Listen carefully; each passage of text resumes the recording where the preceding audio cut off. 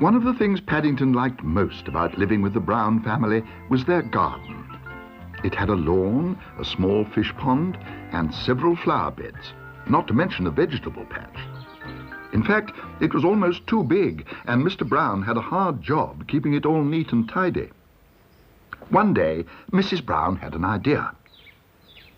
"We'll have a competition," she said. "Jonathan, Judy, and Paddington can each have a patch, and you can award a prize to the best one." Said Mr. Brown.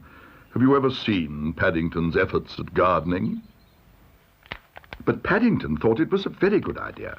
He bought himself several packets of seeds in the market, and after borrowing a book on the subject from Mr. Gruber, he sat up in bed late that night making his plans.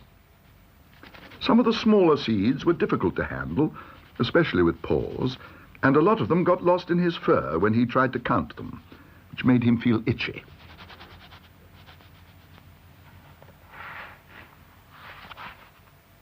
So he tried reading the book instead. Mr. Gruber's book was called Gardening the Easy Way by Adrian Crisp. And if the pictures were anything to go by, the book certainly lived up to its title, for Mr. Crisp seemed to spend most of his time sitting in a deck chair, taking a long view of things before he actually set to work. It was all very interesting, and Paddington soon fell asleep.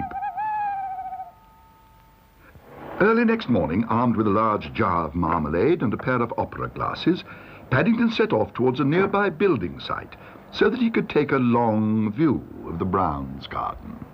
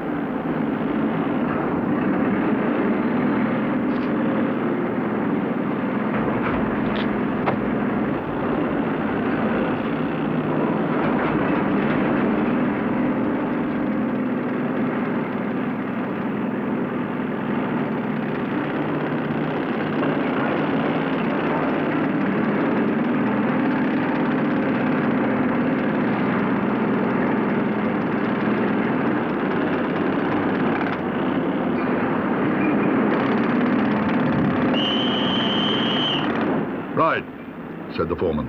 "All hands on deck. There's a young bear gentleman here what's lost some very valuable chunks in our concrete, and I want it sorted out before it sets hard." "Oh dear," said Paddington, addressing the world in general as the men set to work. "I hope I'm not going to be in trouble again." He tried peering at the view through the wrong end of the glasses in the hope that it might go away, but if anything, it seemed to get worse. "Marmalade chunks?" repeated the foreman, as Paddington explained matters. "Do you mean to say we've been looking for marmalade chunks? I thought you said they were valuable." "If you're a bear," said Paddington, "and haven't got much, marmalade chunks are very valuable." "Well, so's concrete when you're a builder. And look what's happened to ours. All wasted. I wouldn't give you tuppence for it now." "I would," said Paddington excitedly as an idea came into his mind. "I've got tuppence left over from my seed money, and I'll see your concrete isn't wasted."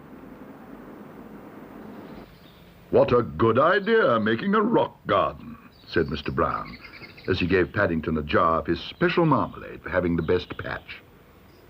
"However did you get the idea?" asked Judy.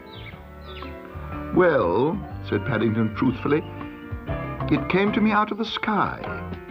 It isn't so much a rock garden, it's more of a chunks garden." And with that, he added his special paw mark, just to show it was genuine.